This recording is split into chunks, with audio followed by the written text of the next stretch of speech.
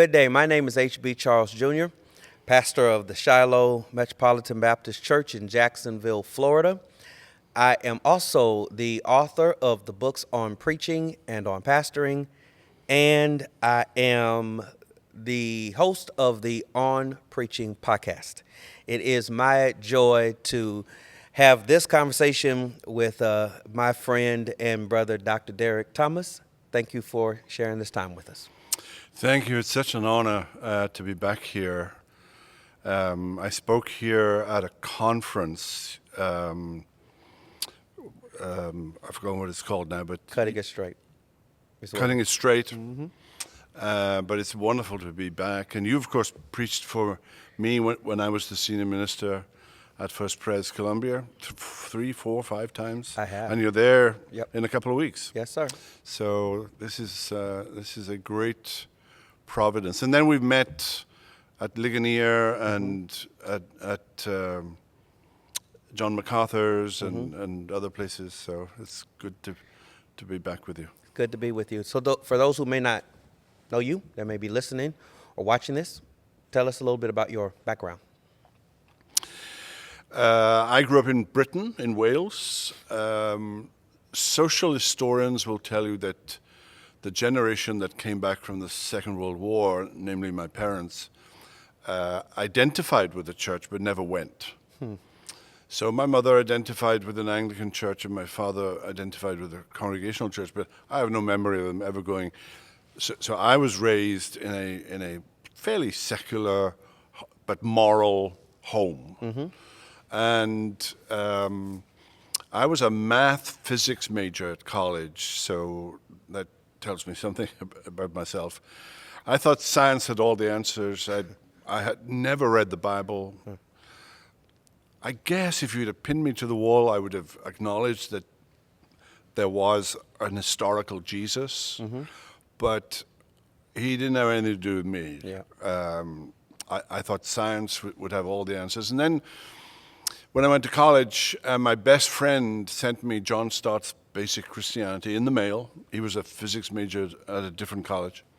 And he said, science does not have all the answers. You need to read this book. So I read it and was saved and joined Alfred Place Baptist Church in Aberystwyth, was baptized. You'll be pleased to hear. I am very pleased. As a believer. So I'm covered, and the minister was Jeff Thomas. Jeff Thomas was a graduate of Westminster Seminary. I think he had been in ministry maybe 7 or 8 years when I first met him. Okay. And he's been a lifelong friend. He's still preaching. He's in his 80s, still preaching strong. And then I came to RTS Jackson when it was a relatively young seminary in the mid-'70s, in 76, and graduated in 78. I had done some studies in Britain before that. And was called to, and became a Peter Baptist while I was at seminary. Was called to a church in Belfast, in downtown Belfast. I was there for 17 years. And then I had done a PhD. Sinclair Ferguson had sort of encouraged me to do a PhD in Job, the book of Job, and Calvin. And that got me into different circles, and the short story is I was called to teach at RTS Jackson in 1996. And I was there for 16 years. I was the evening preacher with Ligon Duncan at First Pres Jackson, and Ligon has been a lifelong friend and still is, and he's still my boss. Then in 2011, I came to First Pres Columbia to be the evening preacher for Sinclair Ferguson. And then 2 years later, he retired, and I became the senior minister, and I retired last December. So I've been in ministry in some form or another for 45 years or so. And I'm now getting into a different phase of life called retirement. I'm not sure. I'm busier now than I ever was. Yeah, sure. I'm just doing different things in different places. Very good. So, just picking a couple of those things, what made you target Job, Calvin, or was someone pointed you in that direction? Back in the mid or late 80s, the Banner of Truth published a facsimile edition in Elizabethan English of Calvin's sermons on Job that had been translated into English, and they were published, I think, about 10 years after he died in English. There was, of course, a French edition before that. And I was the editor of the denominational magazine, which meant that I did a whole lot of book reviews because publishers like the Banner would send me books. Mm-hmm. And I looked at this book, and it was a big, folio edition with 2 columns, and it was Elizabethan type. The typesetting was the same typesetting from the 16th century. And it was really, really hard to read. And I thought, who in the world's going to read this? Well, I read it. And about a third of the way through, I just came across something that I just couldn't square. It was a sentence of Calvin where he said that there is a righteousness in God that is above the righteousness of the law. And I thought, and he said it in more than one place, and then I discovered he also says it in the Institutes. And I thought, well, you could obey the law, or you could have Jesus obey the law, but then there's another level of righteousness that hasn't been obeyed, and that was really scary to me. Sure.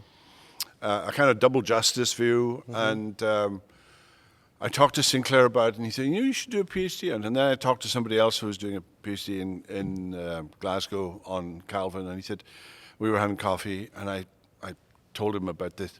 He said, you should write a PhD on that. Anyway, I ended up doing it.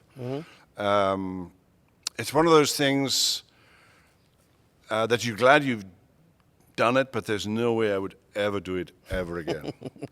Yes. Over the course of your ministry, you've preached Job too, have you not? Mm-hmm. Yeah. Say something about the preaching value of Job, which I think is generally a neglected book in pulpits. It may be referred to, but not a lot of time spent in exposition in that. Or would you agree with that or disagree with that statement? Oh, I would agree totally with it. Mm-hmm. There was a Puritan, Joseph Carroll, successor of John Owen in London, who preached on Job for 23 years. Wow. You could be there as a teenager, go off to college, get married, have children, be an empty nester, come back, and he's still preaching on Job. Yeah. I think that people need to understand, I think, that it's not really a book about Job, it's a book about God. It's a book about the justice of God, and that God is not obliged to give you answers to all of your questions. You don't have a right to know why things happen the way they do. Sure. You just need to trust him. Mm-hmm. And the first time I preached through Job, I wanted to give them everything that I got. Mm-hmm. So it was a long series of probably 25 or 30 sermons, which was too much. Mm-hmm. Because it's very repetitive. Mm-hmm. I mean, Calvin said about Job's friends that they've only got one tune and they sing it to death. So you're repeating the same things over and over. And then you can preach it the way the Puritans preached Job, and you can lift out a statement from one of his friends about the character of God. It's a statement that's true, right, but in the context, yeah, it is not the truth that needs to be applied. Yeah. So I think that you need to preach it in an overview, and I have done it in 12 or 13 sermons. Mm-hmm. And I think that is probably the best way to teach it to a congregation, mm-hmm, especially a congregation that isn't familiar, mm-hmm, with the nuts and bolts of the book of Job. It's been something of an obsession, I guess, with me, and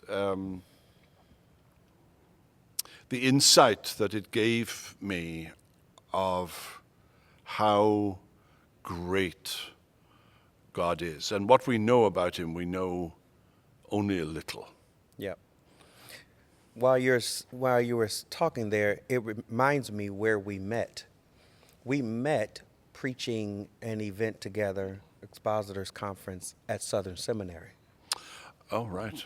And your messages, I think, at least one of them was on Job. And it might not have been too long after, would it have been a hurricane or something that hit your Yes. area? Yeah, and I was just moved by how pastoral those messages were. I guess you had been preaching that during that time. Do you remember that? Yes, yes. The hurricane that came into the Gulf Coast and destroyed sort of the Biloxi area of southern Mississippi. And, folk were asking the question, why? As we do when terrible things happen. And sometimes we don't get an answer. And you can be sort of patronizing, and spiritual and say, well, when you get to heaven, you'll know. I'm not even sure when we get to heaven we'll know. Yeah. Because to understand the mind of God, you need to be God. But you need to trust him. Yeah. Even if you don't understand, you need to trust him. Yeah, that's great. That's great. About your teaching, you've taught focusing on systematic theology and historical theology? And some pastoral theology. Pastoral theology. For a person listening that doesn't know the distinction between systematic and historical theology, how would you describe the distinction between the two? Well, systematic theology is what the Bible teaches about a certain topic, about creation, about the doctrine of man, about sin, about Jesus, about salvation, about justification. What does the whole Bible have to say about that doctrine? Yep. Historical theology would be what have various periods of history said about it. What did the church fathers say about it? What did the medieval church think about this? What did the Reformation or the post-Reformation or the Puritan or the 20th century or and so on, and in various stages of history, people have viewed doctrines differently depending on their background and their denomination and sometimes their ethnicity, Eastern versus Western church, for example. And then pastoral theology is the application of theology to the individual and to the corporate body of Christ's church. The first question is not that when you read the Bible, the first question should never be, what is this saying to me? Sure. But at some point, once you understand the passage, then Before you close your Bible. how does this apply to me? Yeah, that's right. What do I do with this? Do I think differently? Do I behave differently? Do I respond differently? Yep. And at a seminary level, things like worship and corporate worship would come under pastoral theology, and I've taught. I don't do it now, but I've taught worship at a seminary level for at least 10 or 12 years. So I saw an interview or something, panel or something you were on, I saw a few months ago, and there is a statement you made, you may not remember making, but the statement was that in essence you said, I'm not interested in theology I can't preach. Well, I say that a lot, so yes. So tease that out, the implications of that. You spend your time teaching theology, but there can be in some preachers, young guys' mindset, a distinction between the two. But theology serves our exposition and our preaching. Of course. Yes. I'm glad that there are full-time theologians, but I'm a preacher. Okay. Yeah. I'm a preacher theologian rather than a theologian preacher. I mean, my first calling is preaching.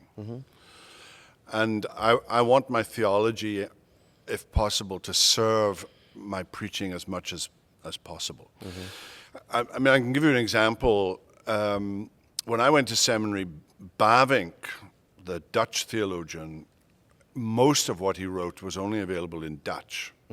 And so the professors, my systematic professor had done his PhD in Holland, so he spoke Dutch, and he translated Bavinck in class a lot. But it was in Dutch and it was inaccessible. I tried to learn Dutch, it was not happening. And but in the last 10 years or so, his 4-volume systematic theology is, and it's big, has been published. Volume 1 is Prolegomena, and Prolegomena is about the way in which theology and philosophy sort of meet, and it's way up there somewhere. It's stuff that I barely understand. It's not stuff that I think about on a daily basis. I haven't read volume 1. I read the last page, the conclusion. Yep. I'm glad somebody can do all this stuff, but none of it was helpful to me for preaching. But all of theology, I mean, everything that the Bible teaches is important for preaching. And our society, I mean, our church society is overwhelmingly devoid of theology. I mean, there's a lot of preaching that is entirely done from a totally different perspective, from a living your best life now, wanting people to feel happy and useful, and lots of sort of worldly philosophy coming into it, but not theology. And even in churches, and I've been blessed. All of my life, I've been in Reformed churches, Presbyterian churches, confessional churches. But it's always amazing to me that you can have a doctor, brilliant, absolutely brilliant man, a lawyer who reads all day long, but try and make him read a Christian book and comes out in hives. Yeah. It's amazing to me. So I've always been on a quest, to get folk, especially officers, to read. Yeah. And to read something, not whatever's, the number 1 bestseller, in the Christian bookstore, which probably is not a very good book, but something that will sharpen their minds, get them into the scriptures, help them. In the King James Version, it says, "In understanding, be men." It's in Corinthians. That's probably not PC now, and I think the ESV has retranslated that. But you get the idea. In understanding, be men, robust, strong, masculine. Yep. We've talked about this personally, so I think I have a hint at your answer. But I'd love for you to talk about, over the years of pastoring, what your sermon preparation process is. And it has changed, HB, Okay. a lot. Okay. You know what? Even I mean, I wasn't brought up in a Christian home, so the Bible was completely unfamiliar to me. And I went to seminary as a very young Christian. I mean, I'd been saved maybe 4 years when I went to seminary. There were large sections of the Bible that I just did not know. And you go to seminary, you think you're going to learn the whole Bible, but actually you do a course in Deuteronomy maybe, you do courses in Romans and Acts and the Gospels, but half the Bible you don't even cover in seminary. So I'm still biblically illiterate, and I'm preaching. So if I was preaching on 1 Samuel and material that I wasn't familiar with, it would take me a day to read background history. What does the 10th, 11th century BC look like? Or if you're in Ezra and Nehemiah, what does an Assyrian culture look like? What does a Babylonian culture look like? And so that takes a lot of time. You don't know the Bible as well, for sure, and the whole mechanics of studying the passage, looking at it in Greek and Hebrew if you can, or at least reading really good commentaries that utilize Greek and Hebrew so that you understand the text. And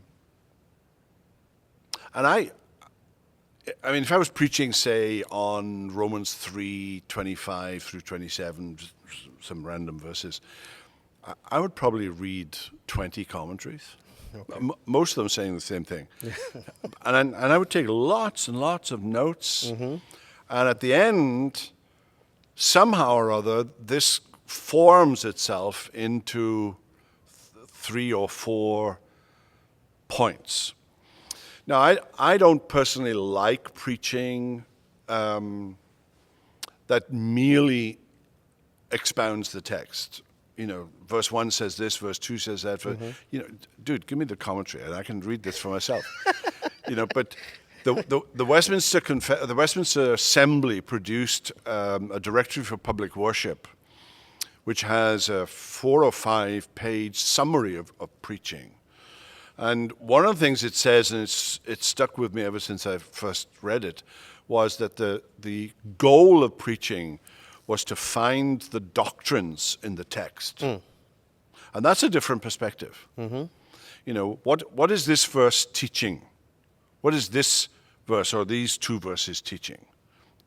So I've always been a kind of 3 or 4 point sermon with a logic. I have a background as mathematics, so I think the only thing I got from that was an ability to sort of think logically, so that the conclusion has to be based on the premises that I've made in the sermon.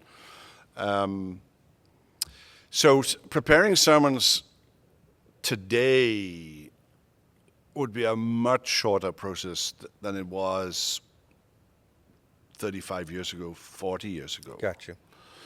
Because you preached on this passage before, you know the text. You may have forgotten the syntax of this verse, so you go and look at it in a commentary for 10, 15 minutes. But it's a much shorter process. And once I have the outline, okay, this sermon, it's going to have an introduction of some kind. It's going to have these 3 or 4 points and a conclusion. Now, if I've got that, I don't need to be at my desk. I can be out walking the dog in the park. It's in my head, and I'm thinking, how am I going to end this sermon? Am I going to end on an upbeat? Am I going to end with something positive or something negative? It depends on the text. If you're in Jeremiah, it's going to be hard to find something positive to say. Yep. Illustrations. I'm a minimalist in illustrations. There are maximalists who I don't know how they do it. They must take lots and lots of notes about everything that they ever read and have a file index card system or something. I think I'm with Spurgeon that you only need a window to let the light in, but if the room is full of light, you don't need another window. Yeah. So I'm a kind of minimalist on illustrations. I watch with dismay, and I'm 71. My younger generation colleagues who always seem to want to start with a reference to a movie. I think I've seen 10 movies in my entire life, so that's just not going to happen. Yeah. And I think it probably appeals to college-age kids, but I'm not sure that that's a good way, for 50, 60, 70, 80-year-olds in the congregation, because the movies you're watching are probably not the movies they watched when they were younger. So I think like everything in life, you develop and grow, and I still want to grow in preaching. Praise God. I have very few notes in comparison. Are you manuscripting? Nope. I never wrote out a manuscript, ever. I was close to it when I was a young preacher. I would have 10 or 12 pages, small pages, And for some reason, I wrote in very small handwriting. I don't know why that was the case, and it had to be neat. And some things would have been highlighted with a highlighter. These days, I just have a piece of paper, maybe with two sides, sometimes with only one side. And I distrust preachers who never look at you. And there are some preachers, and they have a full manuscript, and they lift their heads, but their eyes are still down here. Yeah. Or they lift their heads and they look at the wooden balcony, but they're not, because if they look at an individual, they're going to get distracted. You rather preach. You should preach the sermon, not read the sermon. Yes. Yeah. And I'm not opposed to writing a manuscript, and there've been occasions when I've been writing a book, when having a full manuscript really helps in the book part of it later. But I would never take that manuscript into the pulpit, even if I had a 10 or 12 page manuscript that eventually would be a chapter in a book. I would have to summarize that on a piece of paper, because very few people read well. And it's even worse when you look up and then you can't find where you were. Right.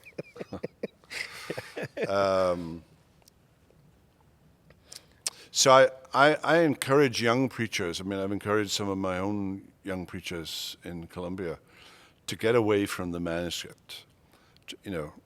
Start decreasing the number of pages, per week, until you can get down to something manageable, and then you're forced to lift up your head and to think. Yep.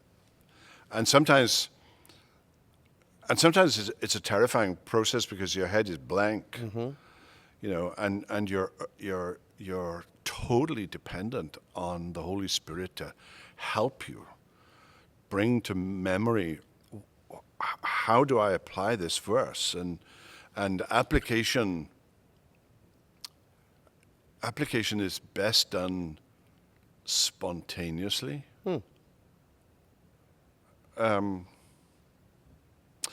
I need to rephrase that. I mean, I think you think about it in your study. This needs to be, and the Directory for Public Worship, under the influence of one or two of the Puritans, suggested that there's application to the unbeliever, there's application to the unbeliever who's under conviction, there's application to the believer who's a young Christian full of fire but little in his head, but you don't want to put the fire out, but you need to teach him.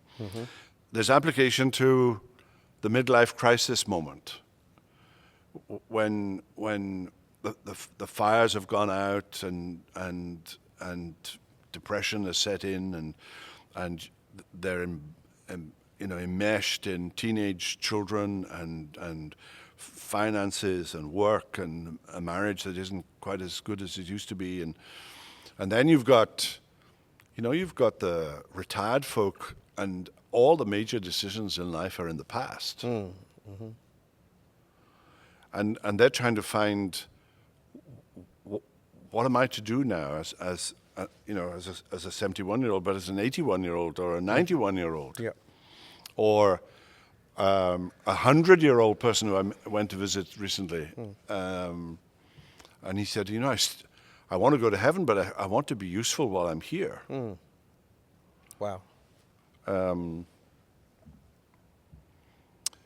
So I think that preaching, is better felt than telt, as they say. Yes. But I love, and I'm totally committed to expositional preaching. I don't want it to sound like a commentary, Yeah. but I do want the sermon to tell me what this text Absolutely. is saying. Absolutely. I was watching a younger preacher recently, and because he has a manuscript, he'll read the Bible, holding the Bible in his hand, and then he'll close it and put it on the side. And the visual is terrible. Absolutely. Absolutely terrible. But there's no place for the Bible and his manuscript. Yeah. I understand the logistics, but visually I keep thinking, oh my goodness. Yeah. Yeah. There's a powerful symbolism. Yes. And I can be in this pulpit and say 5 times, as we preachers may do, I'm wrapping up. But I think the church at this point knows I'm still going until I close my Bible, But there's that symbolism, and it's powerful. Yes. Yeah. You mentioned in passing writing. Are you one of the guys who enjoys writing or enjoys having written? I prefer preparing sermons. I actually love preparing sermons. I think I like that as much as, and maybe even more than, preaching. There's pressure and stress in preaching on occasions, and it depends on what you're preaching on. But I love that 2-3 hours when you sit down in your study. It's quiet, and okay, I need to find out what this passage means. Yep. And after at our age, we think we know what it means, but there's always that surprising factor that sometimes, okay, maybe I've misunderstood this passage, and that happens especially in the Gospels. Because Jesus has a way of saying things that isn't always clear. And parables sometimes can be, okay, I need to understand this differently, I think. Yeah. But writing is painful for me. First of all, I don't touch type. Physically? Well, Oh. I don't type like people who can type without looking Fluidly. at the keyboard. Yeah. I hunt and peck. Okay. When I went to high school, the boys did woodwork and metalwork, Yes. and the girls did typing. Sure. That was the 1960s. Yes, sir. Yes, sir. So if I had suggested, I want to learn to type, my gender would have been questioned. Yes. So when the computer came, and I think I had my first computer in 1981, 2, 3, somewhere around there. All of a sudden, I'm faced with a keyboard. A QWERTY keyboard, and I'm look. Where's M? Where's P? Because this thing isn't laid out like I would lay it out, in an alphabetical order. Yes. My son can talk to you and type at the same time. I can't do that. So when I'm writing, I'm concentrating on the mechanics of the keyboard and looking at the screen. And oh goodness, I got to delete that because I've misspelled it or whatever. And looking at your notes that you've made on something. But I love it. There's a wonderful feeling, as you will know, that a brand new book came this week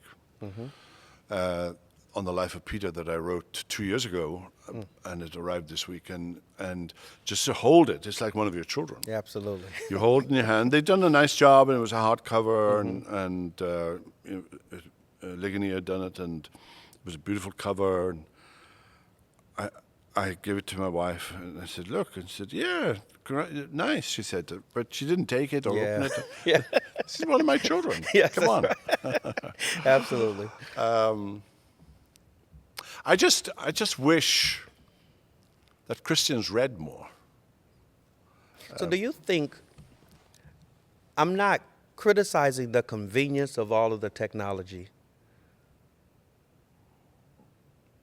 but I conversely think there is a process of thinking that comes through writing and reading that can be robbed in the focus on so much technology. What do you think about that? Particularly for preachers, we live in a kind of where there's a promotion now where you can have a digital library and you're basically just cutting and pasting and putting a sermon together and not really forced to kind of think through ideas and truth. Yeah, and I see young preachers, actually some of our friends of mine, young preachers, and they're in Starbucks. I haven't been in Starbucks in years, but they're in a coffee shop. Sure. Right? And they're there for the whole morning, and they're preparing a sermon. Mm-hmm. What? Because they have no books. All they have is their laptop. Right. And a Bible, maybe. Mm-hmm. And I'd be the last person to criticize advancement in technology. It is what it is, and to be able to Google something and have the answer in milliseconds, whereas 45 years ago, I was consulting an encyclopedia. I was going to Bible dictionaries. Mm-hmm. It was one of the reasons why you bought so many books. Yep. But I'm too old to unlearn all of that, and I think that for me there was something in the physical necessity of having to get up and go and check something in a book and then come back and make a note of it. That was in itself a learning process, and I think that when I use, and I do, I use Logos and I use search engines and so on, and now you've got AI, mm-hmm. which I've only just discovered, and mm-hmm. the whole thing is scary. Mm-hmm. And I think that the temptation to make you lazy is considerable. Yeah, I agree.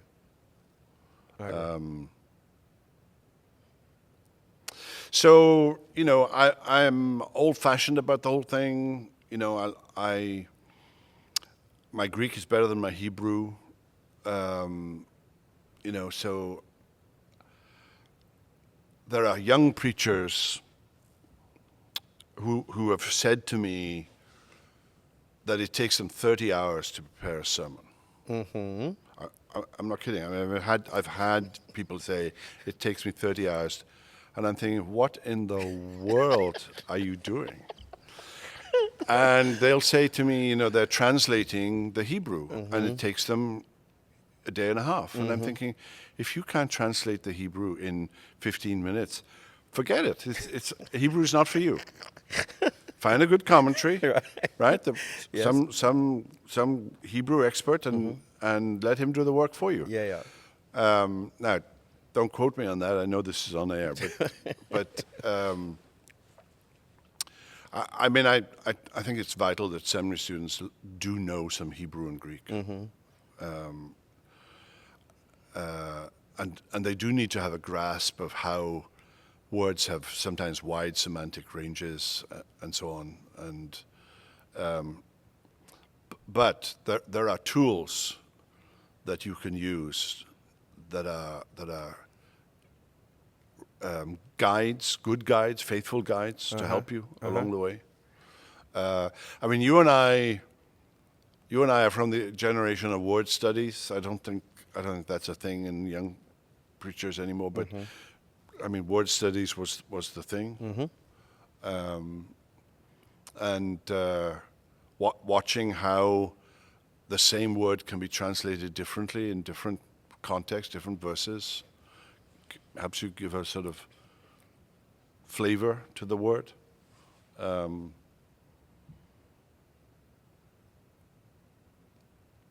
But I want to, at the end of the sermon, I want this guy to say to me, okay, this is what this text is saying. Yeah. Okay, I've got it. So a couple of more questions. You mentioned, referencing the comment, what is your personal, I have friends who, and I'm going to read a lot of commentary, probably more than I should. And then there are guys who view them as necessary evils. What's your relationship to commentary in sermon preparation? I've gone from A to Z. Okay. In my younger life, I mean, I seriously, I read 20 commentaries for every sermon, Old Testament, New Testament, which is why I had so many books, so many commentaries. Yep. And then R.C. Sproul said something to me, 20 years ago. We were talking, and he said, there came a time when I discovered that most of these commentaries are saying the same thing. Right? So you only need one good one. And I got the point. I mean, you can get lost in too many commentaries because they're coming from different angles, and you should choose someone that you trust. Yep. Who's in the same theological framework as you are. Yep. And but I mean, I recently preached a series on Colossians. Now, granted, it's Colossians. It's not Leviticus. Sure. I know Colossians. I have preached on it many times. It's only 4 chapters. I could probably give you an outline, a rough outline of what's in each chapter. Yep. So I preached a series of 25 sermons, maybe, and I didn't use a single commentary. Okay. I may have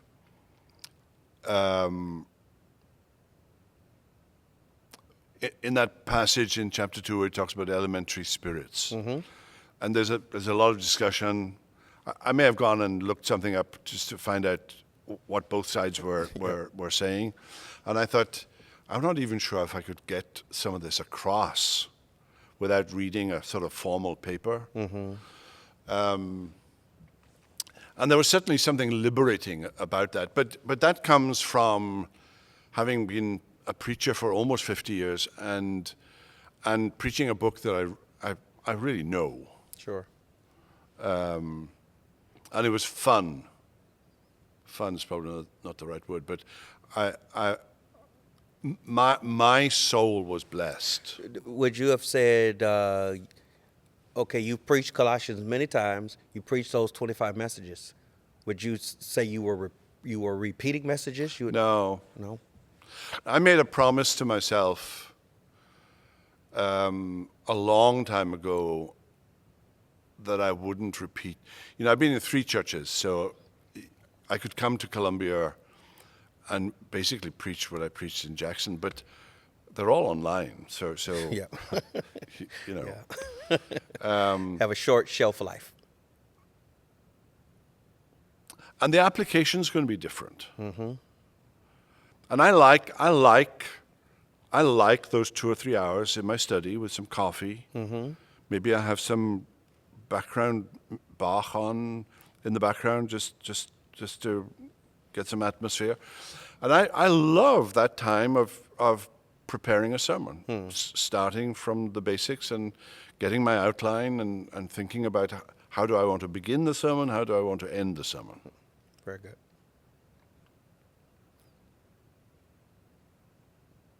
And it stays fresh. The preaching stays fresh that way. I think so. I mean, I want to hope so. I think if I was preaching old sermons, I would get bored. Yeah. I heard a Spurgeon quote a few weeks ago that I had never heard, but I think I love it. The quote was that Spurgeon said, "You should never preach an old sermon at home and never preach a new sermon away." So that's an interesting philosophy. That's interesting. Well, tomorrow is new. I've preached on Psalm 23 at funerals many times, I'm sure. I'm not sure I've ever preached. I've preached on the second book of Psalms, but not the first book of Psalms. So I'm not sure I've ever preached Psalm 23 as a sermon. Yeah. So I enjoyed trying to put it together this week. Very good. And putting something together about a passage that's really well known. I may have not done myself a favor. But the other thing about a passage like Psalm 23 is that it's just so well loved. Yeah. Yeah. The irreligious, the young child, the senior Yeah. saints have lived with it, and it's a classic song. Can't wait to hear it, and I'm glad to have you with me, and glad to have this time to chat preaching with you. It's wonderful to be here. Thank you very much. Thank you, friends, for watching. If you want more information, you can go to hbcharlesjr.com, and there we'll have some links and some resources to more of Dr. Thomas's sermons and also his writings. Many, many, many books. What's the new book, if I may? The Life of Peter. The Life of Peter, which comes out when? Now, today. Comes out now. Derek Thomas, The Life of Peter. Pick it up. And until next time, all the best.